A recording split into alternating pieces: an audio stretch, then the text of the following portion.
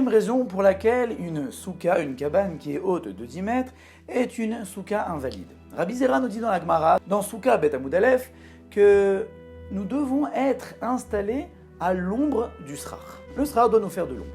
Mais lorsqu'une personne est dans une souka qui est assez haute, alors du coup, les murs nous font de l'ombre et non pas le srach. Donc du coup, la personne est assise à l'ombre des murs et non pas à l'ombre du srach.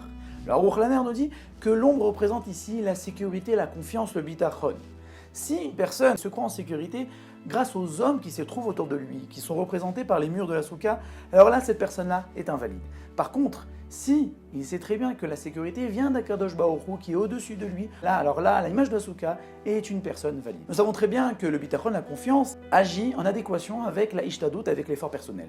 Mais la question est, mais où s'arrête l'effort personnel et où commence la confiance à Akadosh Baruch Hu? Alors là, j'ai entendu un mashguer qui a dit une très belle définition.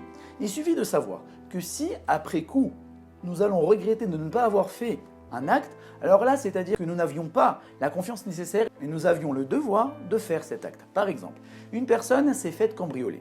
Maintenant, si cette personne-là avait fermé les verrous et la personne est rentrée d'une manière qu'il n'aurait jamais pu suspecter et il s'est fait endormir par du chloroforme, alors là, la personne ne pourra pas regretter. Alors là, j'aurais dû mettre un chien de garde ou des gardes devant ma porte.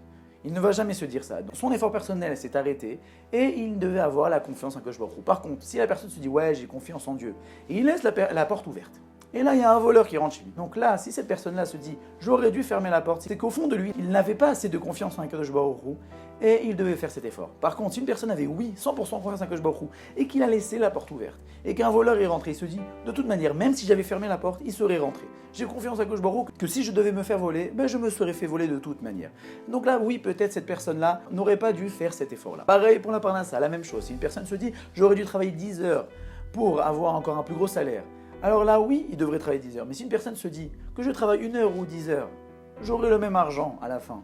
Alors là, oui, cette personne a assez confiance en Akadosh Baruch Hu, il pourrait travailler 1 heure. Mais si par contre il se la joue, oui, j'ai confiance en Akadosh Baruch Hu, je vais travailler 2 heures. Et après, lorsqu'il voit son salaire, il voit que son salaire est assez bas, il dit ah, j'aurais dû travailler quand même 8 heures de plus.